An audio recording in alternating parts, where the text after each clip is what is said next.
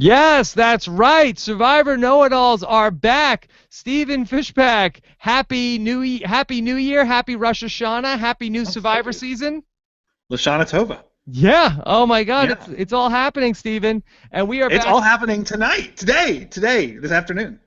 Stephen, and believe it or not, happy 50th Survivor Know-It-Alls episode. What? This is our anniversary, our 50th anniversary. What is 50? Is 50 like 50? gold? Is this our gold anniversary? Yes, happy golden Survivor Know-It-Alls that you and I have been together 50 times now to talk about an episode of Survivor. Well, I mean, more than that with Rob as a podcast, but I mean, the know-it-alls, to have been the know-it-alls for 50 times. This is really something special. 50 times a branded know-it-alls episode has happened in this. Did our listeners get me anything? Yes, a new microphone. Yeah, look at this thing. Look at this phenomenal thing. I can just talk right into this microphone. Yeah, it's all everybody chipped in and got Stephen Fishbach a new microphone. Well, thank you, guys. Not what I would have asked for. I would have probably asked just for money, but great. All right, good. Well, very happy that we'll be hearing Stephen Fishbach crystal clear all season long, and especially sharp. We'll be hearing him in 6 days at the Gotham Comedy Club for the first ever live Survivor Know-It-Alls. I'm really excited. What's so cool is that I've seen on Twitter that so many people are coming in from. When I heard we were doing this, I thought, really cool idea. I love the idea. We'll get some folks from New York. We'll have to drum up our friends. But the fact is, it's sold out in a day. People are coming from all over the region, probably from all over the world, even all over the galaxy. Seriously, people are coming from a lot of different places, and it's really exciting to me a chance to meet the listeners who, listen. Yeah, people are coming in from all over, and I feel kind of bad because it sold out faster than a lot of people even knew about it. Like, people are like, "Oh, wait, I want to go," and then it was sold out. So we'll have to do it again with a bigger room. We're gonna need a bigger room. We're gonna need a bigger podcast. All right, so we'll work on something like that for the spring where more people can come out. But this Wednesday, we're gonna record it for sure. I will work on the video as well and try to get that up for you guys. I can't make a promise with the video. I will get the audio up the next day. So it won't be a live Survivor Know-It-Alls next Wednesday, but then we'll be back in our regular spot the following week for episode number 3 as we go along here on Survivor San Juan Del Sur. So we want to make sure Blood versus Water 2. So we want to make sure everybody is locked in and subscribed all season long here. Make sure you subscribe to Rob Has a Podcast. Go to robhasawebsite.com/iTunes, or for just the Survivor feed, go to robhasawebsite.com/Survivor Podcast for the iTunes version of this podcast, or click the podcast tab to see all the different ways to subscribe, Stephen.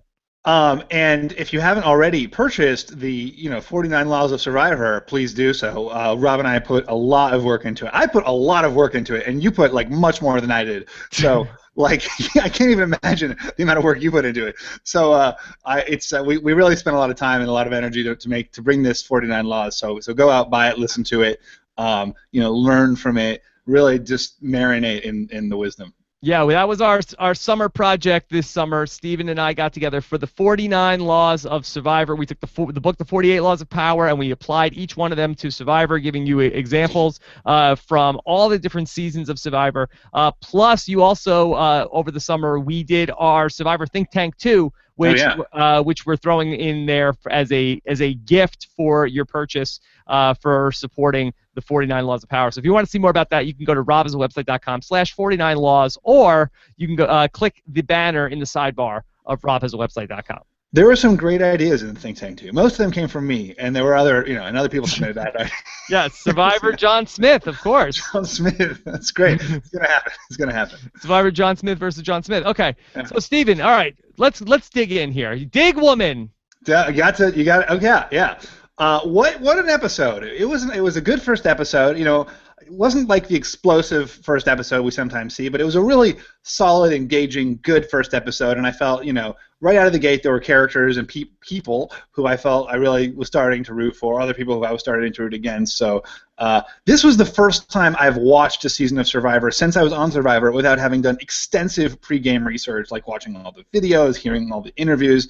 And it was kind of interesting to come to it basically not having any idea who anybody was and seeing how, what a jumble it is, trying to really figure out who's who. There were 4 girls named Missy, but it was great. Well, yeah, just one, yeah. Yeah, I feel like typically the first Survivor episode is marked by really terrible gameplay, and I Yeah. have to say, there were some things you certainly didn't love. Specifically, Nadia keep referring to Josh as like one of the girls, but other than that, I have to say that I did not find there to be terrible gameplay in this first time out, and I felt like this was an interesting boot that they had to make. Yeah, it was, and it really seemed like there was some strategy that went into it from almost everybody. I mean, I thought there was some questionable gameplay on Exile Island, but we'll get into that when we get into it. Okay. Or let's start with the top story. Nadia goes home. Steven, I know you're a huge Amazing Race fan. You follow Yeah. you follow the Twinnies on Twitter. You have a poster of them at your house. So I know you were very bummed out to see Nadia go home. I do. I like to call it Amazing Race. Who can get the best cab? Like that's what that's what that game is actually about. Yeah, you know what? I was happy to see a racer humbled. It's always you meet these racers in real life and they're like, well, our show has won all these Emmys. They've got a little bit of a chip on their shoulder that they're on the worst show, and it was nice to see one of them come into our show and just like fall on their face. You like to see the Amazing Racers get what's coming to them. Yeah, exactly. Great. Like you can like get on a flight and like wait for the producers to manipulate your show so you win or lose. Like Survivor's a real game show where you actually have to play hard to win, and Nadia didn't. So does that mean you're rooting for Whitney and Keith this fall on The Amazing Race? Yeah, exactly. I mean, I'm Weef fans, no matter what venue they're in. I'm Weef fans in country music, in life, in surfing.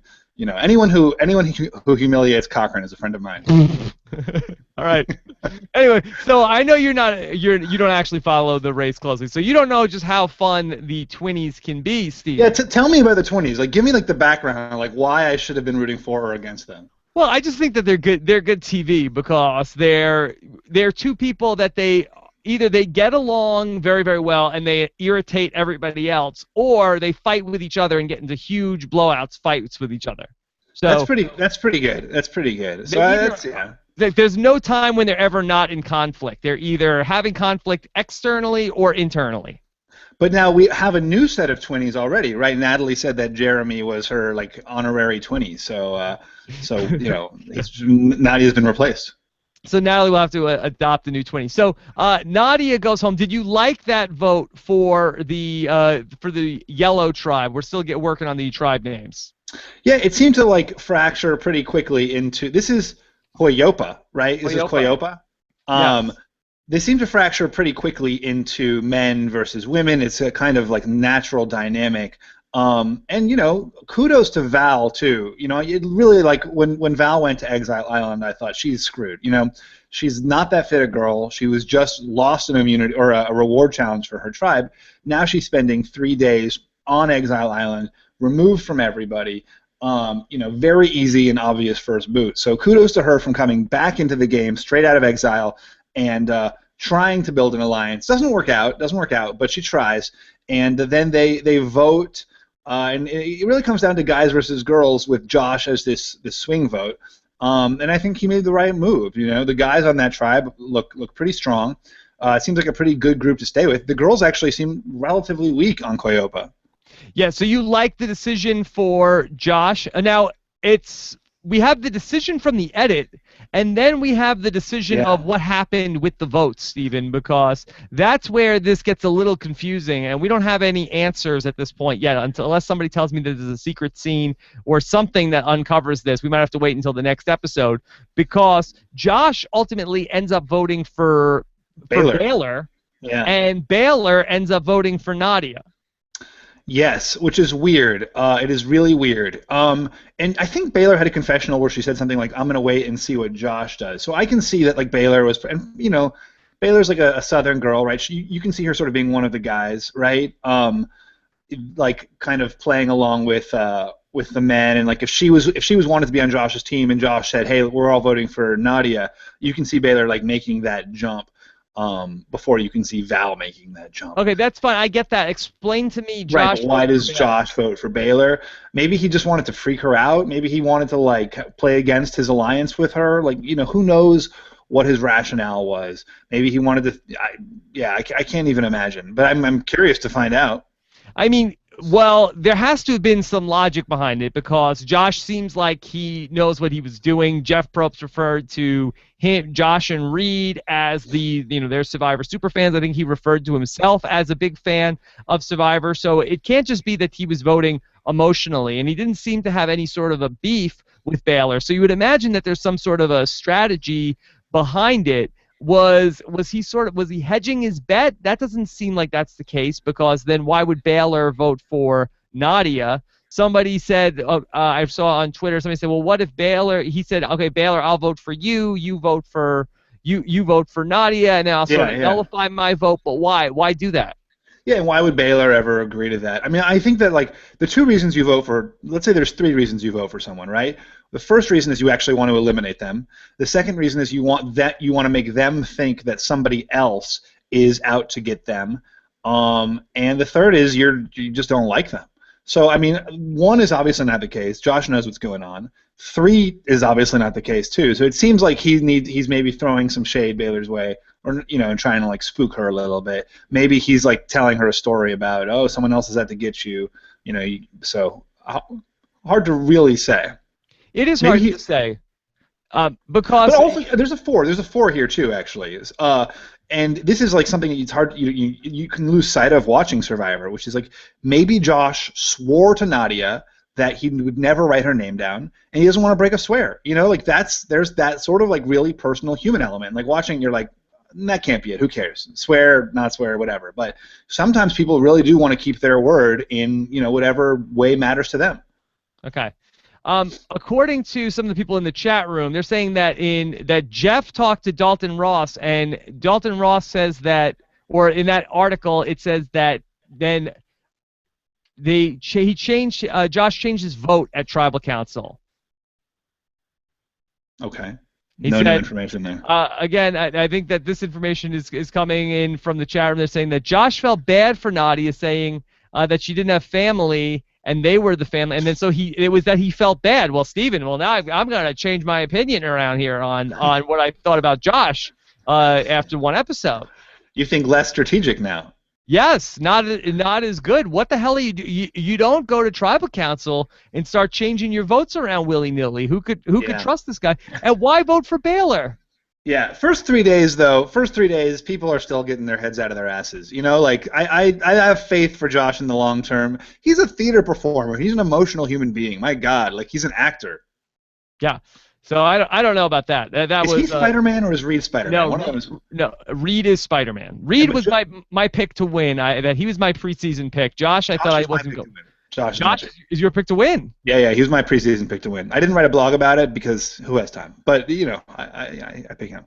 Okay, Stephen, let's just talk about the twists this season and the blood versus water stuff, because I thought it was used effectively pretty well. I tweeted last night that I liked the night zero thing. I didn't really care about it so much when they did it in the first blood versus water, but I thought this was good that we got to see everybody sort of like with their loved one for a minute before we separated them. Yeah, I really like the idea of non-returnee blood versus water. Like I think that's really fun. I mean, in any returnee season, you have these pregame alliances, right? Like no matter what anyone lies to you about, there's pregame alliances, and I think that really negatively affected the strategy of the first. I love the first blood versus water, but you could see that these alliances were negatively affecting things, like who was taking care of whom, right? Like Tina and Aris were in an alliance, which meant Vetus and whatever. So it just like it's really fun to see. Yes, like I think that night zero like clarifies what the relationships are between these people, and then they're going to go off and join their tribes, and we're really going to see those reactions like play out in real time with no preconceived alliances. Okay, so we got to see everybody a little bit by themselves. Some people had better luck with making the fire, other people did not. And so then we got to have this big challenge, Stephen. And so we have our first, not a Redemption Island duel. What do we call this? A blood versus water duel? It's called Hero Arena, Rob. Hero Arena. According to Jeff, it is called Hero Arena, which it ranks up there with Medallion of Power among worst names associated with Survivor. Named after the great warrior Hiro Nakamura? Yeah, from Heroes. Yeah, that's exactly right. Yeah. You can jump anywhere in time if you're in Hero Arena. Okay, Yeah. fantastic. All right, so in Hero Arena, is it the Hero Duel Sure. Yeah. or is it just a reward challenge? The reward duel? I think it's a hero duel, hero challenge. Okay, so Hirina? it started off with rock paper scissors. Yeah. Okay, and after rock paper scissors, we ended up with who was the person that was selected? Was it Dale? Jeremy. No, I know Jeremy was in the duel. Who was the person that selected Jeremy? Oh, I didn't follow. I don't really remember. Okay. No worries about that. So they chose Jeremy to go into it, and he's like, "All right, I'm ready to go. Let's do it." And it's like, "All right, Jeremy, are you ready to see who you're gonna face off against?" Should he have known this was coming? I don't. I mean, I think there's so much going on. There's so many emotions, so many little things. I don't think you'd necessarily guess this. Do you think you should have known? I guess it is No. blood versus water. Like the whole thing in the last blood versus water was you're competing against your family members. Okay, so we get this reward challenge where he has to take on his wife. Yeah. And so the stakes are the winning tribe was going to get the flint and beans. Yeah. And then the losing tribe was going to go. Losing person was going to go to Exile Island. Yeah. Stephen, are these stakes high enough? Do you think that we've made it so advantageous for you to win that people will not throw these challenges with their loved ones? Oh, you think it should be like you think it should be like less high stakes? No. I'm fine with. I want the stakes to be high because I don't want people to throw the challenges. Right. You don't want so. Yeah, I agree. You want it to be an emotional decision. I think the stakes are like the right level of high. It's like it's something that's like benefits you, but is not something you couldn't do without. You know, if it were like an immunity thing, like that would be like, oh, obviously I'm playing. But with reward, it's like, am I being selfish here? Like beans versus my wife's comfort. I chose beans over like my wife. You know, I think it's like a good level of stake. No, it's good. I like it. I think that this is pretty good. I'm into it. Yeah. What now? Were you surprised that Jeremy beat Val? No, I was not. Once Val had to like climb over a bar, then it was like once it was like climbing over the thing was involved. Jeff Probst, how about Jeff during that challenge? Really just like berating Val, like dig woman. He motivated her. You know, she wasn't doing it, and then Jeff says dig, and up she goes. Let this be a lesson. We should all have Jeff Probst shouting at us in our lives to achieve the things we need to achieve. Is it okay to just refer to women as woman? Is that okay? What would he have said if it was Jeremy? He would say dig man. He would say dig man. Dig man. Dig buddy. Yeah. Dig. Okay. Yeah. I don't know. Like come on, woman. Like I don't know. It doesn't sound like it sounds like borderline. Not something nice you would say to somebody. Yeah, I don't know. I'm gonna give Jeff a pass. Okay. All right. Fair enough. Yeah. Under what circumstances would you refer to a female as woman? If I was encouraging her to jump over the bar, I would say dig friend. What about if you're in a restaurant and you're trying to get the waitress to bring you the check? Excuse me, woman, miss, woman. I need the check, woman. But Jeff was amped up. Jeff was amped up for this. Okay, so we have then the decision to send Keith to go to Exile Island with Val. Do you like that decision for Jeremy? I like it. You know, there's a bunch of things going on here, right? He knows that Keith is outdoorsy, even though they weren't able to make fire. He knows that Keith is outdoorsy. He also knows that Keith is kind of an older guy and maybe someone who you want to isolate on your own tribe and like be a kind of obvious outcast. So Val goes to Exile with Keith. And Steve, I know you know a thing or two about Exile Island. And, there has not been an Exile since Tocantins. This is the first Exile Island since Tocantins. You're the resident Exile Island expert. Yeah, and we actually used to have a thing where like you'd get a little. We had the 2 urn situation, and you'd untie it, and like it would give you something. And Clue, maybe? I don't know. I don't remember. It was a long time ago. But also there was a thing where like you could swap tribes for us. So, obviously you should be sharing that information. Like that to me is where the strategic lapse of this episode came, where, you guys are together on exile. Val gets a note. Keith doesn't get it. Val wants to build relationships, and this is an opportunity to build a relationship. It's also an opportunity to help her husband out. So she gets a clue to the idol on her beach. Why not go to Keith and be like, hey, we got a clue. If you can check this out, but like share this with my husband. I think this is, and I'll look out for your son when I get back to camp. And the fact that she doesn't is only mitigated by the fact that Keith isn't aware of what she does. Yeah, I was confused about this. So is the idol buried in the same place at both camps? Because it has to be. Yeah. That's what they did on Token Chain. It was like the clue was, it was like for us, it was in our tree mail. So the clue was relevant for both of those. So I think that's what it has to be, right? Like there's one clue. They didn't know Val was going to get it. Right. So what do you think would be the better move? Should Val be sharing that clue with Keith? I think so. I think Val should share the clue with Keith. What do you think? I don't think that she should do what she did. I feel like that was not good. Just kind of hem and haw about it. Yeah.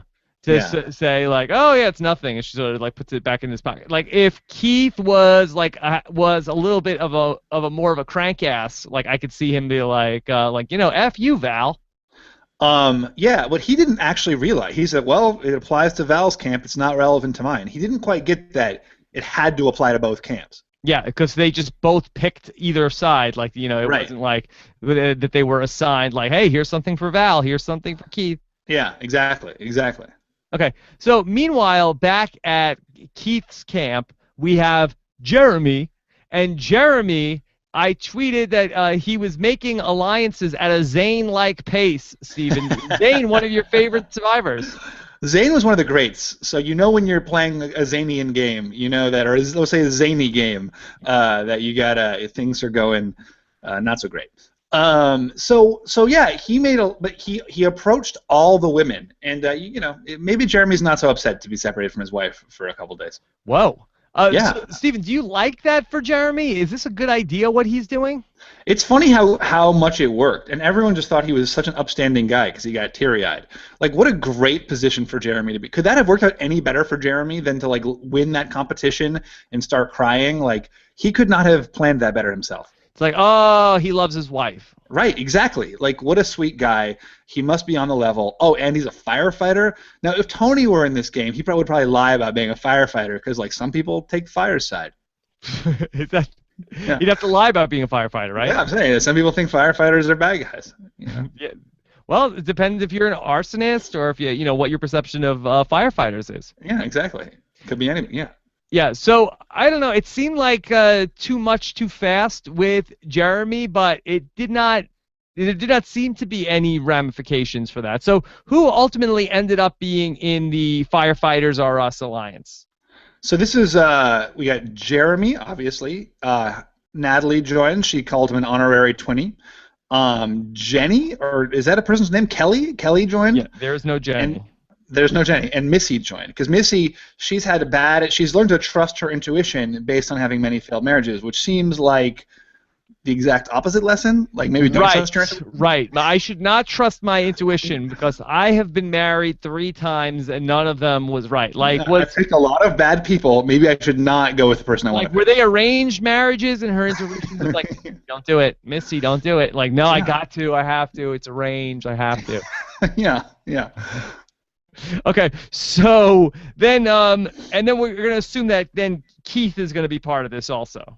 Yeah. Well, so Jeremy says like he owes Keith 1 tribal council, but he's got no real obligations to him. And so then the people on the outside looking in of this alliance then are going to be Drew. Alex. Oh, Drew. Which one is Drew? Which one is Alex? Drew is the taller brother. He's the one that they were showing how he's dumb and he's a model. Oh yeah, and he's really excited about how much shelter he made. Yes, he's very excited about the shelter. So the people on the outside looking in are Drew, Reed, Julie, and John, who makes noises like the monkeys. Yeah. Yeah, the howler monkeys thing was pretty great. Like howler monkeys really just sound awesome. He got good at it last night, John.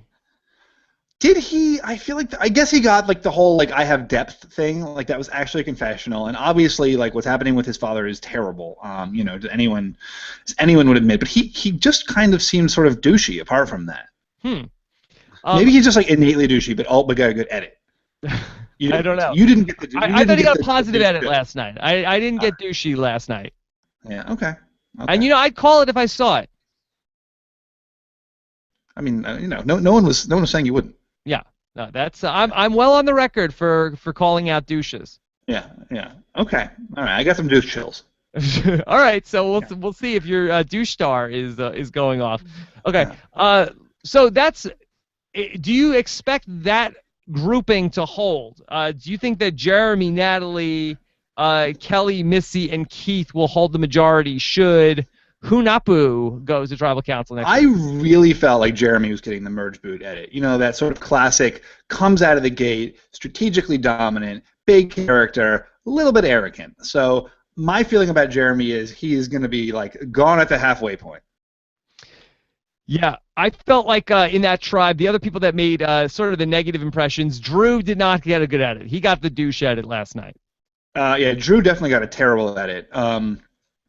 Did anyone else get a really bad edit other than Drew, though? Like, did anyone else come? I thought got a decent edit was Julie McGee. I thought she came across well. Which one? Who is she? John Rocker's girlfriend. Oh yeah, she did come across really well. Yeah, I thought she came across really well. Yeah, she's somebody I actually really like this season, Stephen. Yeah, I liked her too. I thought like the way she like kind of dismissed Drew was pretty funny. Like, oh yeah, I'm married to John Rocker. Like, you're just a dumb idiot. She's like, listen, I know dumb idiot. I know dumb exactly. idiot very well. Like, I know completely how to handle this guy. So we'll see. All right, Stephen, what about let's go back to Cleopa, and let's talk about Dale, because Dale, I thought early on he was the leader in the clubhouse for the Fishy. Really? And then, yeah, he broke his glasses for the tribe. Even you, of all people, must know how important glasses are to people. Okay, but A, they're his reading glasses, which like only means that he's gonna have to squint if he gets an idle clue, and B, why didn't he just use a drop of water? Like the whole point of like you need the two focal points, right, in order to focus the sun. So the idea is the sun is coming down, and you need the water and then the glasses, and then you get the intense enough heat. So two lenses also would work, but you didn't have to break the glasses. You just needed a drop of water. Yeah, but if he said, "Oh, I just put a drop of water on my glasses," then nobody would have said like, "Oh, Dale, you're the new hero." But I talked to Nadia this morning. She said that the guys were like all over Dale after he did that. Really? Yeah. Yeah. You got to celebrate the guy, right? And like, way to like. I guess you're right. I guess like breaking the glasses in two, and let this be a lesson to everybody. Bring glasses even if you don't need them, and break them in two for some reason, because you show that you're like giving your own stuff up for the tribe. Yeah. Isn't that like a hipster thing to do? Is like wear glasses if you don't even need them, and then. Oh yeah. Yeah, sure. Yeah, he's going to be like Harry Potter now. He's going to tape his glasses. Yeah. Oh, I'm going to do that, Steven. If I go back on tomorrow, I'm going to bring like prescription, like magnifying glass. Oh yeah, absolutely, right? Like, yeah, that's the move. Yeah, because I don't remember them everywhere. Like, I don't remember them ever like showing you like an eye chart and being like, how's your vision? I don't need glasses. Yeah, I don't recall that. All right, so Steven, so Dale is the one that forces the issue. We've got to get rid of Nadia. I saw them on The Amazing Race, and they used the U-turn. Now, Steven, on The Amazing Race, a U-turn is when you can hold up the other teams and make them complete both of the tasks that they have to do instead of just one. Wow. And so that's a real FU. Yes, but I believe I'd have to go back and watch the tape of this, but I believe that Nadia and Natalie were proponents of using the U-turn. I believe it was at the Final Five on the Chippendales team. I believe that's how that went down. But Dale did not forget about that. What a mind on Dale. Yeah, smart farmer. So he's both can make fire and watch television. Two very important skills. Those are very important skills. So did you like the decision to get rid of Nadia for Dale? Yeah, for sure. And also, like, what this does, too, is that it establishes, A, that Dale is not once you've lasted one tribal council, you're a little bit more in the tribe, right? Like it's always the question of first boot is a very nerve-wracking thing. Then people can relax a little bit, and they're not worried as much about ostracizing someone. It becomes much more about personalities, much more about alliances. And if there is this guys thing happening, and Dale gets to be a de facto member of that, being a guy, then he's got a little bit of a safety net. There's other girls out there. Yeah, I do think I like the move for Dale, even though Nadia is a great asset as far as in strengthen the challenges and will help them win challenges. To get rid of her, she does have the pedigree of coming through 2 of these reality shows, and that's huge. Like I think Boston Rob would have gotten rid of Nadia here. Yeah. You want to get rid of the person that knows what they're doing a little bit. And she also was working on putting together a women's alliance, and I think she was a dangerous person to have around. Yeah, BR rules. Always do the BR. Always play by the BR rules. Not to mention that she was also targeting Dale with the women's alliance. Yeah. No, I think it's sort of a no-brainer for Dale. And honestly, in terms of strength, that tribe is overpowered with John Rocker, right? John Rocker. I mean, he was a beast in that challenge, and they got to the puzzle section much earlier. Their problem is not a lack of challenge strength. Yeah. Okay, so Stephen, what about this thing that Dale found on the water well? Yeah, the little but you know what? I don't wonder if there's not some immunity idol tied to the water well in some way, right? If the immunity idol is something that exists back at camp, it's going to have to be something either in the water well or on tree mail, right? So those are the 2 structures that they have back at camp. But what could that thing be that Dale found? You can't tell me that that's the idol, right? No, I don't think so, but I wonder if it's somehow related to it. Maybe there's something, how in China, there was that little thing right at the center of their camps that was it was a little plaque attached to one of the posts. Was the idol. Did they just put something out there maybe that sort of looks like it could be a fake idol just to have that in play where somebody could grab something and say hey, this looks like a fake idol. This would be fun. Production design. There's that random stuff everywhere. There's beads and at least in my season there's beads and feathers everywhere. Okay, so they're giving you arts and crafts to make your own fake idol. So they want to have a Bob Crowley with Randy Bailey moment. Yeah, there's glue. Okay. Yeah. All right. You ready to jump into some questions from the audience, Stephen? It feels like the right time. It feels like the time to do that. Okay. All right. So let's talk about JJ Rules 07, who says, "What are you most excited of? Twinnies on Survivor or Team Weef on Amazing Race?" We talked about this a little bit. What are you more excited for? Well, I will never watch Amazing Race, so the answer has to be Twinnies on Survivor, even though I don't care about them. Why would you not watch Keith and Whitney? It's just a boring show, and they're boring people. How dare you, Stephen? If they were boring, why would they put them on The Amazing Race? It's a mystery. It is a mystery. I don't actually know if they're boring. They actually seem really nice, and everything I've heard about them suggests that they're incredibly nice people. And once again, anyone who says to Cochran, "You disgust me," how do you not agree with that person? He disgusts me. Nate Hall says, "I think we'll be seeing a lot of Alec and Julie. My spidey senses are tingling about them." Whoa! What do we think? Is this going to be like a Christine and Cody thing that Alec is going to get close to Julie? But are they even on the same tribe? Nope. Right?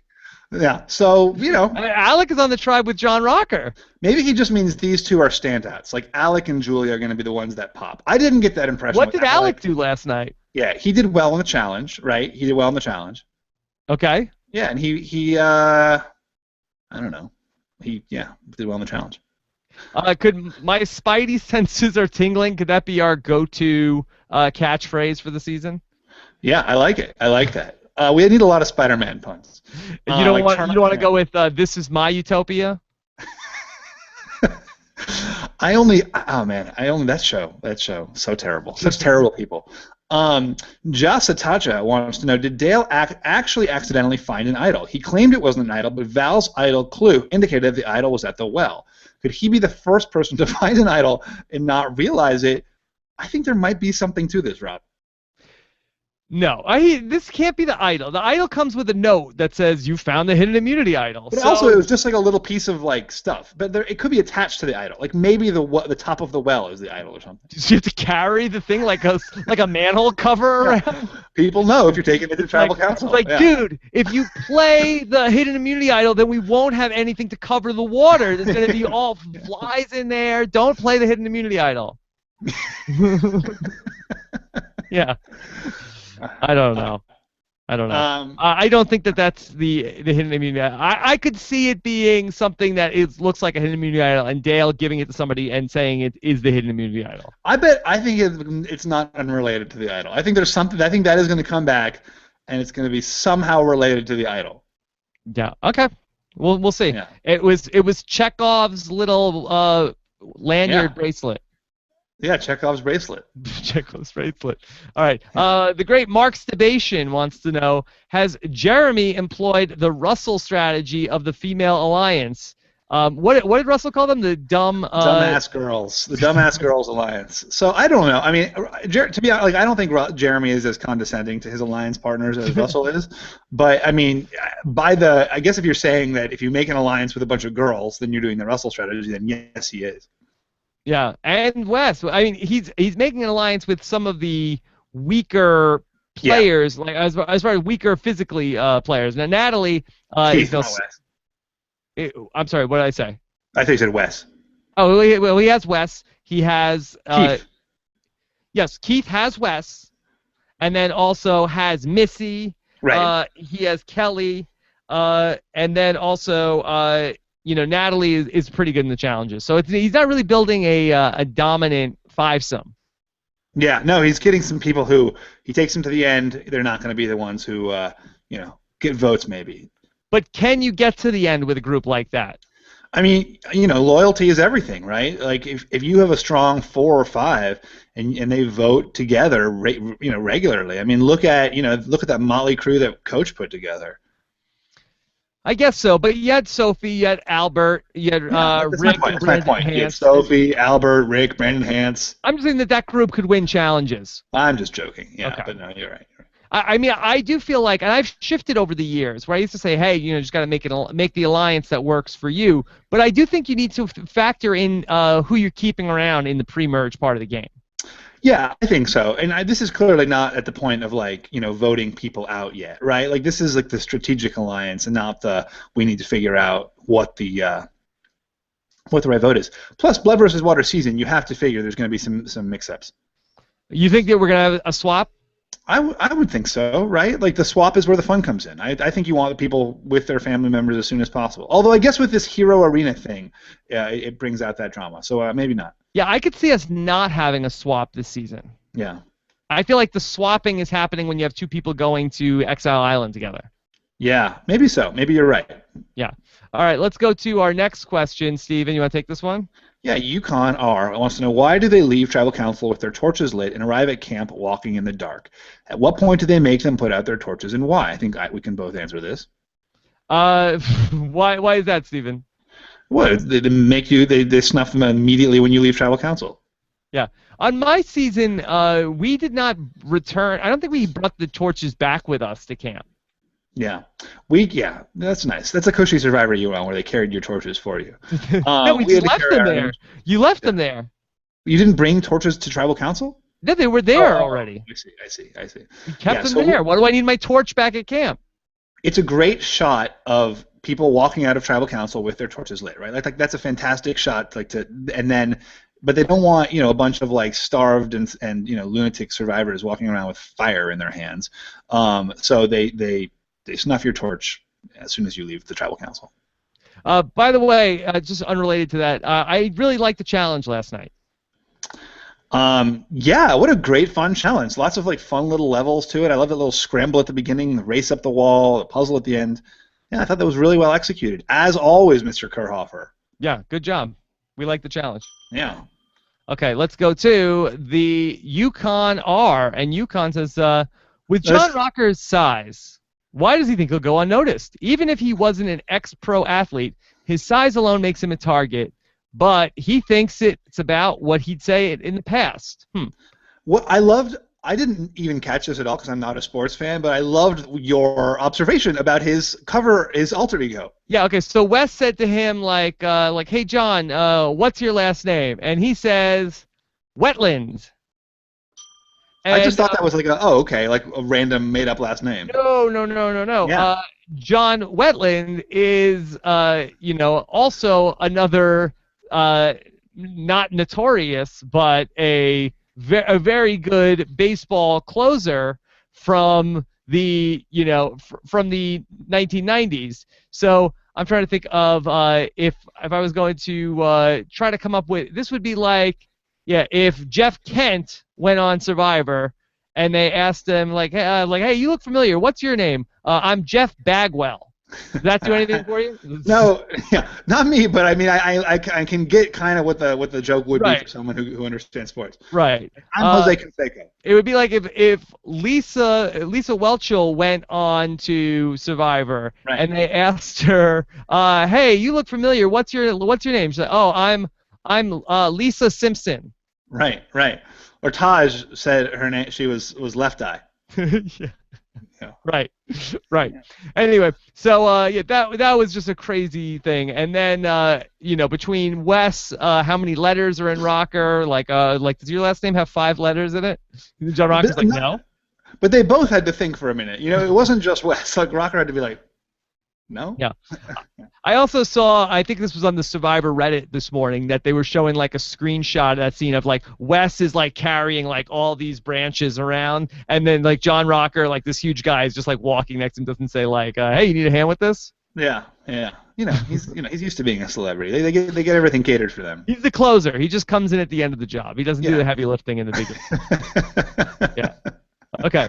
Nice. I like that. That was great. Eric Vaughn says, I am by no means a Rocker fan, but he seemed to play well with others. I was surprised. I have to say, yeah, I thought that John Rocker had as good of a start as he could hope for. Yeah, this kind of made me like into him. Like all I knew about John Rocker was his bigoted comments a decade ago, and I'm willing to give him a chance to change. Okay, you're open-minded. Yeah. Joe Kirsch says, how long do you think John Rocker can keep his attitude in check before he's voted out? Rob? One day. Yeah. No, we thought that we didn't give him any benefit of the doubt.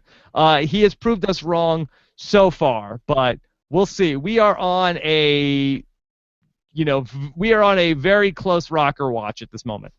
Rocker watch. We are certainly on the Rocker watch.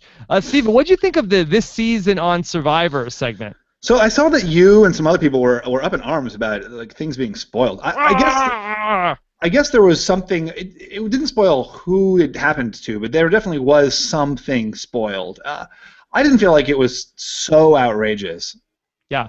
I didn't like it. I didn't particularly care for it. I didn't like it. I don't know why we were doing this season on Survivor, but it inspired us to go ahead and Stephen and I worked on this for you guys. We have a trailer for what's coming up this season on Survivor Know-It-Alls. Oh, I can't wait. All right, let's go ahead. Let's play that clip. All right, this is this season on Survivor Know-It-Alls.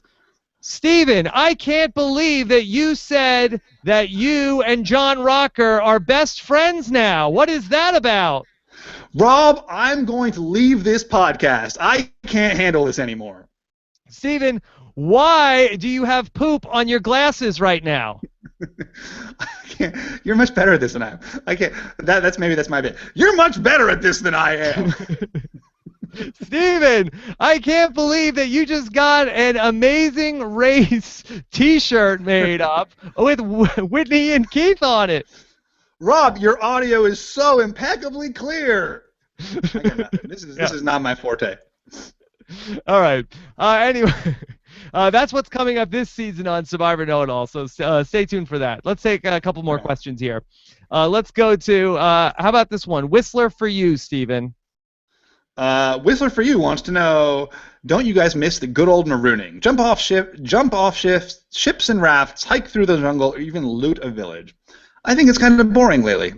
Yeah, I miss the marooning.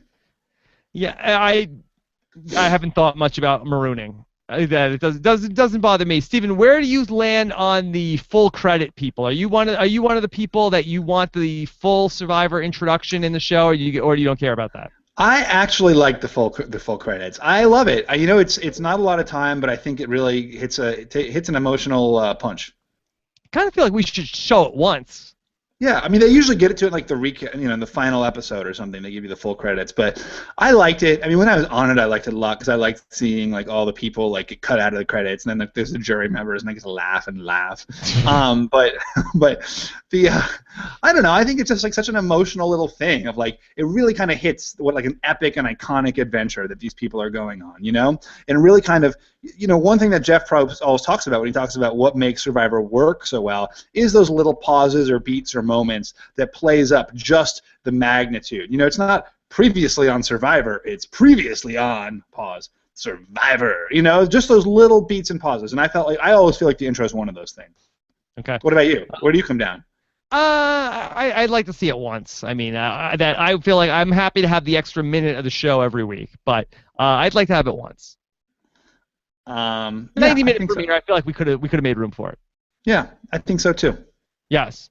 Okay. Let's go for this next question. This is from Ismail, who says, "What are your thoughts on Jeff Schroeder taking over hosting duties of Survivor Live?" Hypothetical question: if Robert Stephen was offered the position, would he take it? Now, Stephen, do you know who Jeff Schroeder is? He's a homophobic Big Brother contestant. No, Stephen, how dare you? Yeah. So it's good. I guess he's an expert. He'll be an expert at interviewing Nadia. But after that, I don't know what he's going to bring to the table. Well, those two could have quite the conversation today because they have something in common, Stephen. They were both on The Amazing Race. Oh yeah. So yeah, like Parvati was doing such an awesome job. She she knows the game so well, but she's also so amazing at relating to people and getting them to bring out kind of like the best in them, right? Even Jatia gave Parvati a good interview. So I kind of think it's a real loss. I wasn't watching it anyway, so it's not a loss for me, but it's a loss for someone. Oh, who do you prefer on your Survivor Live, Jeff Schroeder or Bill Posley? It's like Death and the Maiden, except there's no maiden. It's like both lions. Yeah, I don't know what. Yeah, I feel like a Survivor should have the job. Bill Posley knows Survivor better by a million times than Jeff Schroeder does. I disagree. I think Jeff Schroeder knows Survivor better than Bill Posley. Jeff Schroeder, if you ask Jeff Schroeder, like, all right, Jeff, what do you think? We won immunity. Let's go to tribal council anyway, and we're thinking of voting you off. I think Jeff Schroeder would be like, guys, I gotta be honest right now. I don't think this is a good idea. He would not say, let's do it. You're on. But so Jeff Schroeder says he's rooting for John Rocker. Like, what? What more do you need, from this guy to know that he's I think it's fine. I think it's fine because first off, it's Survivor Live. That it's for a very casual audience. It's not. Right. These are not like these Survivor super fan. If you live, breathe, sleep Survivor. It's not a deep enough dive for your sake anyway. So if you're sort of a casual fan of the show, that for as deep as they're going to go on that show, Jeff will be absolutely fine.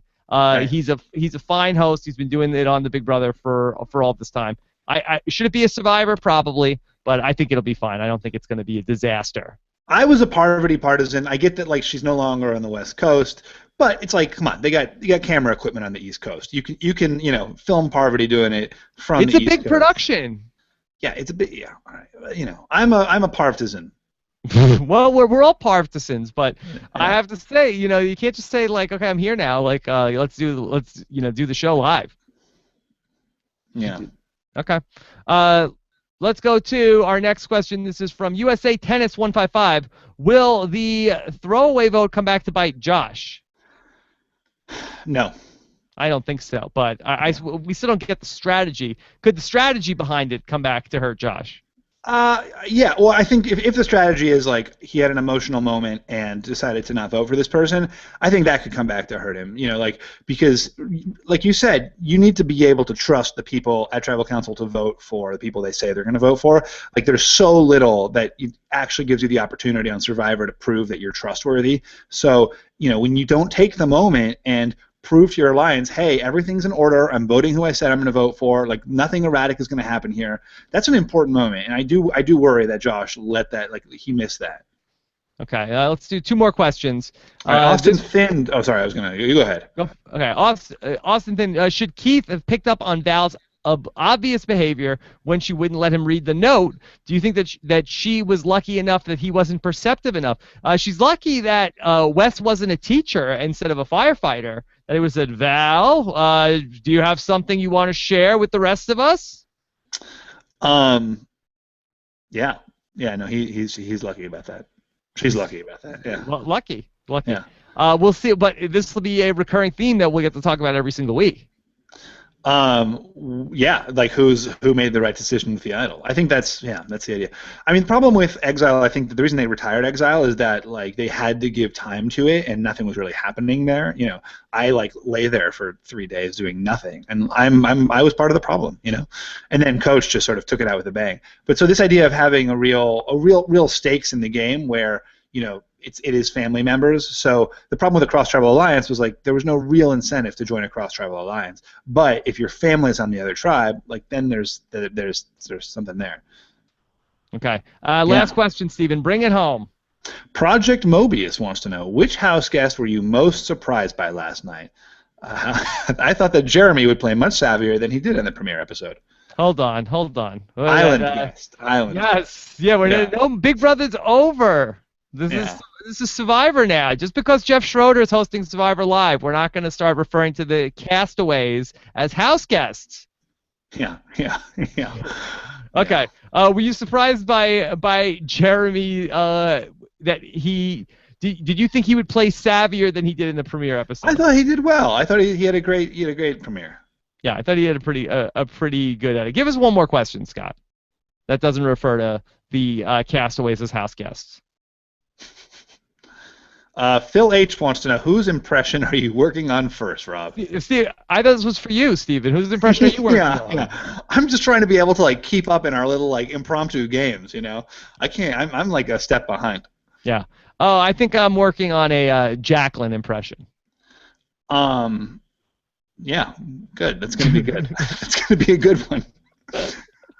What about John? Come on, John Rocker. It's gonna be John Rocker. We'll work on it. It's you can't force these things. At some point, the light bulb goes off, right. And I'll hear it when I'm listening to play it back, and right. then I'll go from there. But I just I have to hear these guys talk more. This is like when Pythagoras invented the Pythagorean theorem in the bathtub. This is you with impressions, right? You're in the bathtub playing with a ducky, and you're like, holy shit. Yeah. Sure. Just watching these shows over and over again, and then eventually something will click, and we'll see. Some seasons we have them, some seasons we don't. What are you gonna do? Yeah. All right. So we are locked in and loaded here for Survivor San Juan Del Sur. Next week, Know-It-Alls will not be live on Wednesday night because Stephen and I will be in New York. There could be some former survivors in the house. Really? Yeah. Which ones? Oh, well, we'll see. I don't. Blindsiding. Here's the thing. I'm not announcing it because all reality people are flakes. Flaky. And if I announce it and then they're not there, you said this person was going to be there. And again, we're operating under the expect there to be nobody there, and then if there are other reality people there, then be pleasantly surprised. Eric Stein. Well, we'll see. Eric. Anytime Eric Stein can come out and see Stephen Fishbach. I don't even know why this fake rivalry started. Yeah, so that Stephen Fishbach has a very. You're like the John Rocker of reality shows that you have hurtful comments about Big Brother people, about Amazing Race people, throwing all these stones from your glass house. Yeah, riding the RHAP subway, I see all these people. All right. Well, we're very excited to be back. Please leave us your comments and let us know what you think about what we said here tonight, and correct us on the things that we got wrong, because I'm sure there are many, especially early on in the season. And make sure you're locked in for all of our Survivor podcasts. I'm going to speak with the great Kim Sprodlin later on tonight. Yes. Oh, I'm jealous. She's going to be our guest. Stephen, the voicemail lines are open. robhasawebsite.com/voicemail. Or 323-282-RHAP. I'll go over your voicemails tonight with Nicole. So we've got a lot to do, Stephen. You're locked in. robhasawebsite.com/iTunes. Stephen, talk to you again soon. I'll see you in a week, Rob. Look, who got the fishy? Josh, of course. Josh got the fishy. Oh yeah, I love Josh. For what? Being the swing boat? No, I thought the way he played it was good. I'm sorry. What I really liked about Josh, and I didn't mention this at all, was just the way he formed relationships with the people on his tribe. I thought you really saw Josh come out of the gate and create bonds. When Dale was making fire, at that moment when it looked like Dale wasn't going to be able to actually get the fire going, Josh was like, "Hey, how's it going?" He gave him some encouragement. He brought him into the tribe. And everyone said, "Josh is the guy you go to, and he feels your pain." And Wes said that, I think, verbatim. And that's like the Bill Clinton, right? Like Josh is the Bill Clinton of Survivor. He feels your pain. Yeah, I think you could really see. And then he was so self-deprecating about it. Jeremy was like, "I'm running things," but Josh was like, "Oh no, you guys." I think that he has a really great attitude. He's already working to form real bonds with people. I think that he's in a really good position, and he has the right framework to get himself to the end. Don't you have to vote for the person who goes home to get the fishy?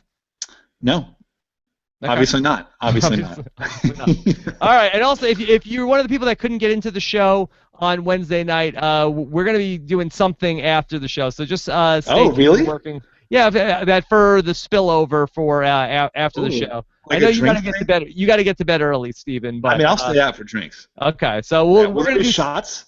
Well, hey, Jessica Leese in the chat room said that she was going to buy you shots, but then after your comments about Amazing Racers, she's out on you.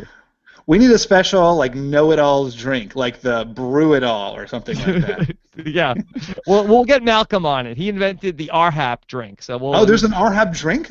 Yeah. I don't know. Why haven't I been drinking it all the time? Oh yeah. It'll put you toe up, Stephen. Yeah. All right. Anyway, so have a great week, everybody. We'll talk to you again soon. Bye. Bye-bye.